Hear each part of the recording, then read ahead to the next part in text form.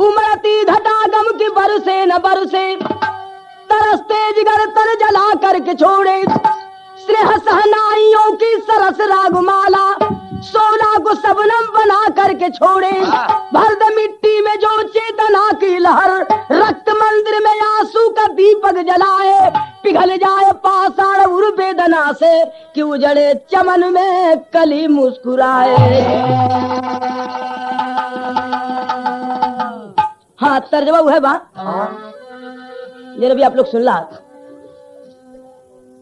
शीशे का है दरवाजा पत्थर के मकानों में, लेकिन यहाँ कभी कहना हो कि सागर के सीने में, सागर है, एक सागर हो समुद्र, एक सागर कवि का हृदय, एक सागर हो जिला, सागर जिला मध्य प्रदेश में।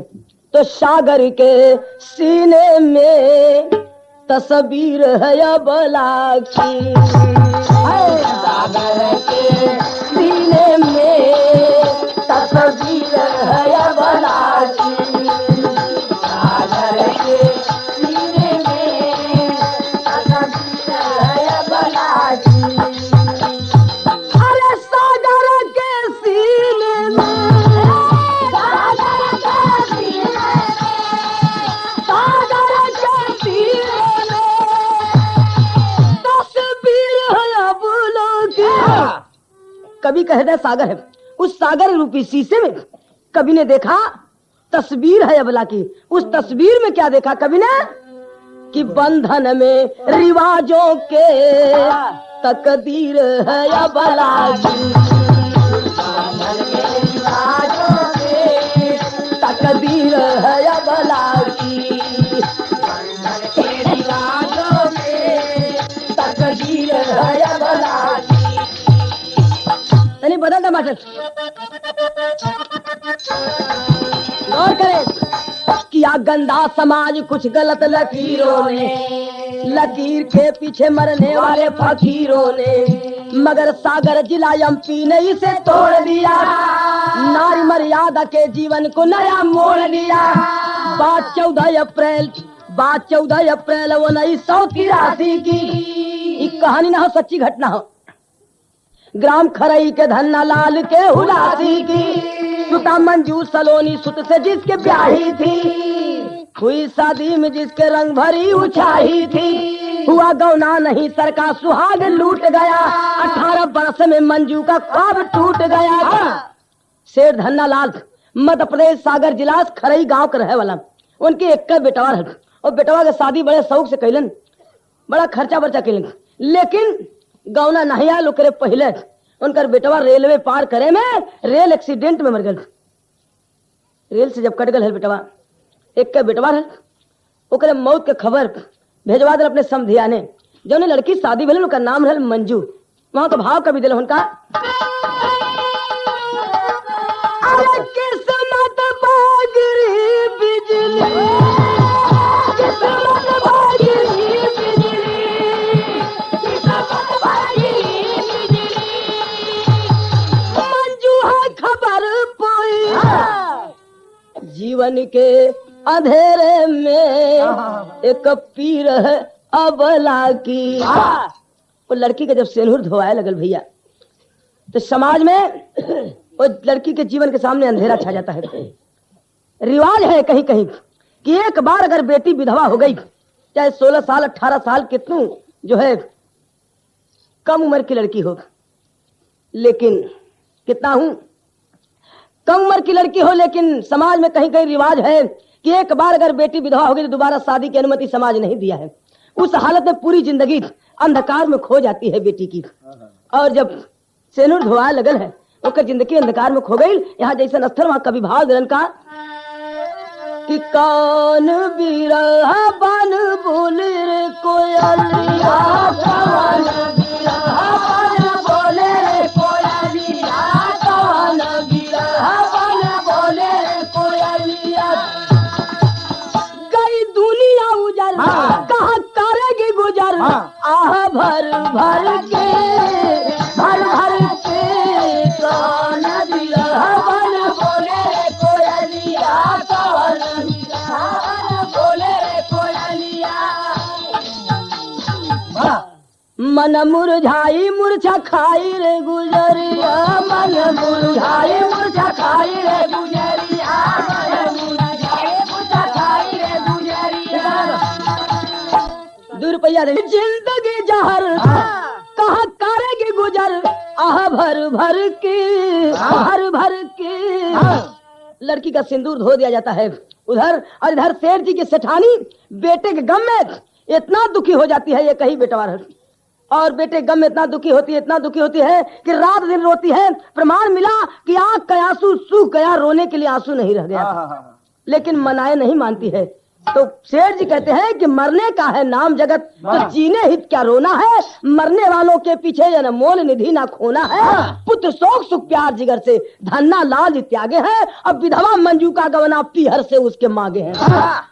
शेर धन्ना लाल सोचलन कि बेटवा मर गल, अगर अपन पतोह लिया तो हमारे सेठाइन के दुख बट जात, यही तो हमारे पत्नी के दुख बट जात। जाके अपने समधी से कहलन कि भैया हो हमारे कर्जी हो, कहे का कि बेटवा मर गल, हमारे सेठाइन बड़ी दुखी रही, अगर हमारे पतो विदा कर देता तो हमारे पत्नी के दुख बट जात। कहलन कि भैया अपन दुख अपन पराया दुख समझे के पड़ी।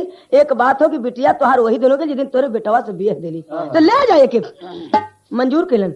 मंजू के गौने का दिन जब पड़ गल है तो गौने के दिन सेठ धन्ना लाल सारा सामान लेके पहुंचलन है विदाई खातिर।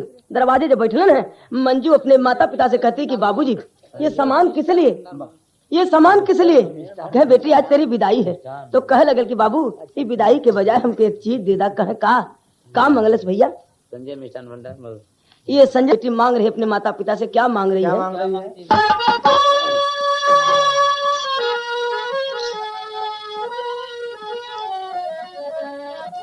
बस समझ आई, गाना में धुन न बताई, गाना का आनंद खाली आज यही तरह लेला। काहे कि धुन बताई तो गाना का रहस्य बिगड़ जाई, खाली आज यही तरह गाना का आनंद लेला। धुन तो अपने समझे जीबा कौन धुन बा, बेटी क्या मांग रही इसको समझने पहले भाव है। एक गाना में खाली भाव का आनंद ला, धुन दूसरे गाना में सुना दे। क्या मांगे? रोई रोई मांगे नारे दुल्हनिया, रोई रोई मांगे नारे दुल्हनिया, रोई रोई मांगे ना चुनरी के बदले में कफनिया दुल्हनिया, रोई रोई मांगना चुनरी के बदले में कफनिया दुल्हनिया, रोई रोई मांगना ओ चुनरी के बदले में कफनिया दुल्हनिया, रोई रोई मांगना। कह रही है मेरी क्या बुनियाद रह गई, जब पति नहीं रहे तो ससुराल किस काम की। कवन मुहले सासुर जइबे, कवन बात बतियइबे हो रामा, कवन बात बतियइबे हो रामा, कवन बात बतियइबे। अरे वृक्ष का छाल तले हम कहाँ बैठ छोइब दुल्हनिया, रोई रोई मांगना। अरे दई जा कहे जदा नया गिलिया दुल्हनिया, रोई रोई मांगना।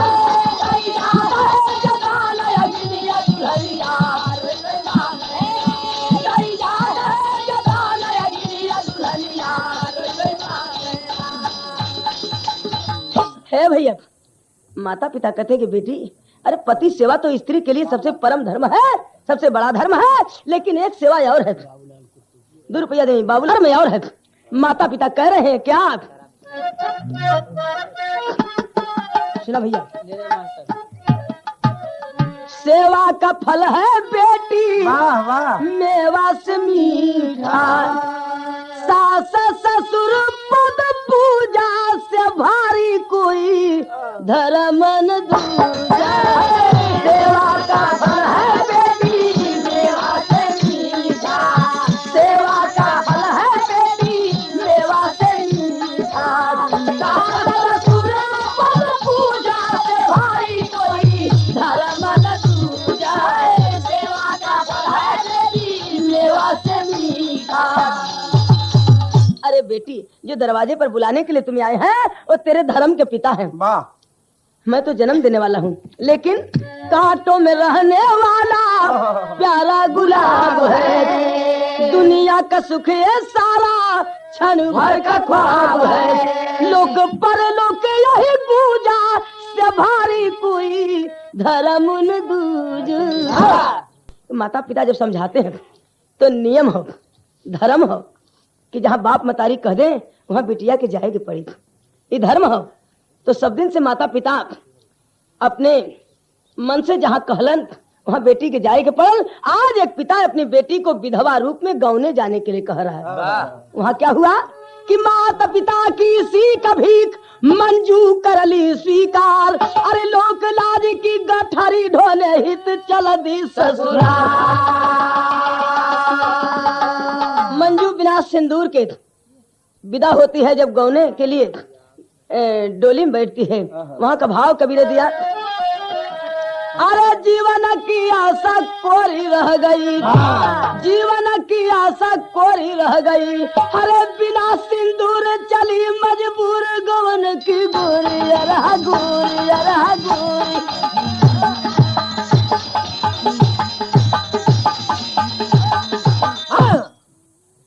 ए भैया बेटी विदा होती है, कवि ने कहा है कि बिना प्राण यह तन माटी। जब तक शरीर में प्राण हो तब तक तमाम पदवी हम मुंशी दीवान दरोगा जज मजिस्ट्रेट गवैया चाहे जवन समझ ला, लेकिन जिस दिन प्राण निकल जाए शरीर से वह दिन के माटी कहने दहिया के। तो कभी कहना कि जैसे बिना प्राण के दहिया माटी हो वैसे अरे बिना प्राण यह तन माटी, जैसे नदिया बिना बारी है इज्जत की दीवी दुनिया में, वैसा पति बिना नारी है कैसे चैन मिले मंजू को, पति का दर्शन मिला नहीं अशोक सिंधु में डूब गई, सपनों का सरस खिला नहीं, सपनों का सरस खिला नहीं, सपनों का सरस खिला नहीं।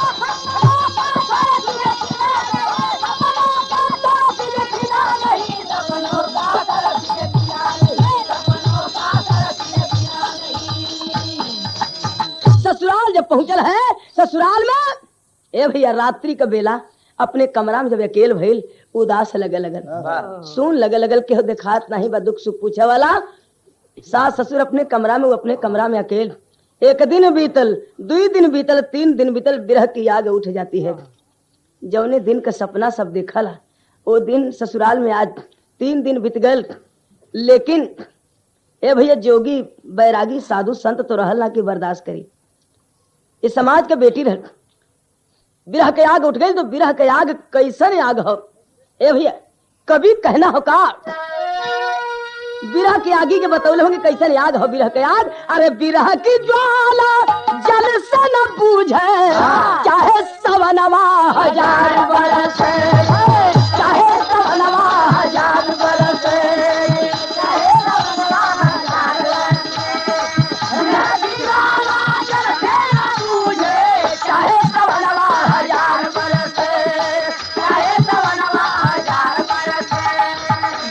हजार सावन एक बार मिल के एक बेर बरस दे तब बिरह का आग नहीं बुझा सकता। अरे मीठी मीठी बतिया न बाटे विपतिया, मीठी मीठी बतिया न बाटे विपतिया, मीठी मीठी बतिया न बाटे विपतिया। अरे छतिया पर जैसे अंगार बरसे, मीठी मीठी बतिया न बाटे विपतिया। लोग कहे समझावे कि बेटी तोहरे भाग में यह लिखल है, यह भगवान के मंजूर हो, इस संजोग है, लेकिन इससे विपत कटे ले कबो नहीं। अरे बाधे ससुर जी धर्म के हाथी, कोई नहीं है कर्म के साथी। बाप मतारी अपन धर्म निभालन कि अपन बिटिया अपने घर से विदा कर देना, सास ससुर अपन धर्म निभालन कि अपन पतो है अपने घरे ले लेन, लेकिन ओकर दुख क्यों बुझले से नहीं। ओकर दुख कैसन दुख हो कि कहत बनेला सहत बनेला, कहत बनेला सहत बनेला, कहत बनेला सहत बनेला। अरे चुप के कजरवा के धार बरसे, रतिया के छिप छिप के रोए। सेठ के कान में रात के सुस्की की आवाज पड़ल है तो उठ के अपने कमरा से गईलन मंजू के कमरा की तरफ। जा खिड़की से देखना तो अचरा मुंह तोप के रोत रहा। अपने सेठाइन से कहना कि बड़ा बुरा हो गल। कह का हो गल? अरे केहू का बिटिया हम आपन हो चाहे पराई लिया के घरे बैठा देली, रात दिन नजर के सामने रोई तो कैसे बर्दाश्त हुई। बेटवा तो मरल ते आंख से ओझल हो गल, लेकिन तखिया के गंवर रोही सेठान के ले जाओ क्यों करे नैहर पहुंचा दो करे बाप मतारी केहन कहला कि इहो न होई और बुरा हो जाई। अब भागिन तो हो ही गई, लेकिन जिस दिन एक लौटा के हम चले आई इस समाज में अनेकों लोग हुए, औरतें औरत का दुख न समझन कहन कि एक एक कत्तो ठेकान नहीं लगल। गई ससुराल वजह से लौट के आ गई तो हमें कि अब लौटाई भी ना कहनी तब न लौटाई बात अब करब्या कायब कहला कि ओकर बाप धर्म का बाप कह के विदा कैले हाँ तो अपन धर्म निभाई कहलिन कि कौन धर्म निभाईबा अब तू कहे कि पर कष्ट के पीछे मिट जाना संतों का संत विचार है। अरे धर्म वही जिसमें जीने हित सबको समान अधिकार है, समान अधिकार बराबर कम बेसी ना, लेकिन पुरुषवाद भर दिया है केवल ब्याह व्यवस्थाकारों ने और कुचल दिया नारी जीवन को धर्म के ठेकेदारों ने। 16 बरस के विधवा का भी पुनर्ब्याह में नाम नहीं, अब पुरुष करे 10-5 भले लेकिन कोई इल्जाम नहीं। धर्म नहीं पाखंड है, इससे बढ़ता है भ्रष्टाचार, इसे मिटाने ही तो हम सबको अब हो जाना है तैयार। बहू नहीं बेटी से बढ़कर मंजू मुझको प्यारी है, करूंगा कन्यादान स्वयं मैं इच्छा यही हमारी है। आज धर्म के बिटिया के अपने दौलत के कोई खाया वाला तो बा नहीं, तो अपने घरे से एक बियाह करके दौलत के स्वार्थ कर ले कहने की कह तलेबा, लेकिन समाज में क्यों भलमनई विधवा लड़की से बियाह करी कहन कोशिश एक बेर करब धर्म तो निभाई व्यापन। निकलन घरे से सोचत हुआ रास्ते में का सोचा इस तर्ज विदेशिया सोचे कि बेटावा मराल हाय जलाल बुढ़ाइया अरे विधाना के हाथे भारी करम का गतिया अरे बेटी के समान बहू घरवा में कलप हो अरे कवने कामे आई ऐसन धन दौलतिया। कहाँ जाई निकल तो गईलन घरे से कैसे कहीं दिमाग लगावे लगल तो एक आदमी उनके नजर में रहल, वही के पास गए कहा कि बीना के निवासी डॉक्टर सुरेश रहल है, मध्य प्रदेश में बीना हो तो बीना में डॉक्टर सुरेश रहलन है। अरे वो नहीं से जाके कहल जिया के बतिया। सुरेश डॉक्टर पढ़ल लिखल शिक्षित आदमी उनसे जाके कहलन कि भैया तुम्हार ब्याह नहीं भइल बा और शिक्षित आदमी पढ़ल लिखल बा, ए शिक्षा का कुछ फायदा उठावा।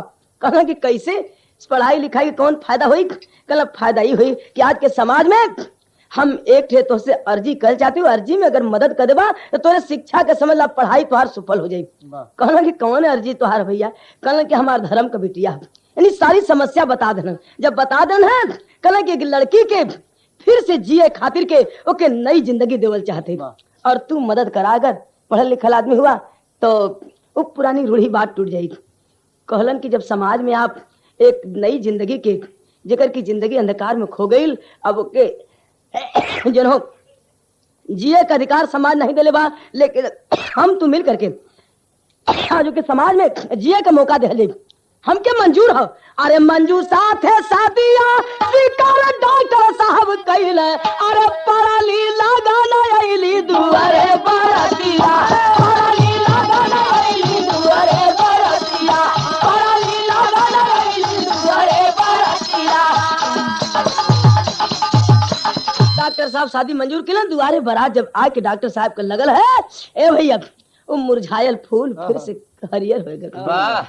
कभी यहाँ भाव दिलो आए हैं अरे खिला चमन में गुल गुलाब का ताजा बाजा बाजल बा, अरे बारात लेके आए दुल्हे राजा बाजा बाजल बा, बारात लेके आए दुल्हे राजा बाजा बाजल बा।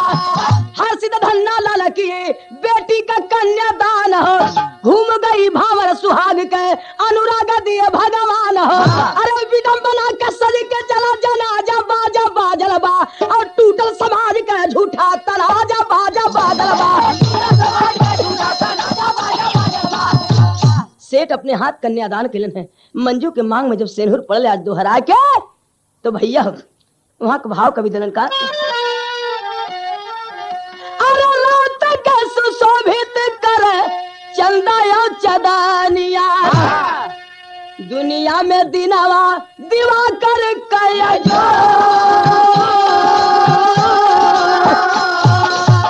रात्रि की शोभा चंद्रमा, दिन का शोभा सूरज, और नारी के जीवनिया का दुल्हा रोशनिया तोरो सिंगरवा सजल बपुर पो अरे मंजू पी रही निया के बुझल अगिनिया झुमत जवनिया नचत मन मोरा पवली सहारा साहिल धारा के नवरिया अरे सुखा के सगारा में उठा कहिलो धन धन सेठ धन लाल के किरतिया पावन पीड़ितिया कयम भई डोरा बेटी के समान होली सब कर बहुरिया लिखे है गोस्वामी जी मानस में कलम तो सिद्ध कर दिखाए सेठ धन्ना लाल सबको पहले अखबार वाले दुनिया में शो अरे दई जाता है जिले के मंजू चल भैली डोलिया कहरवा उठाए हो तब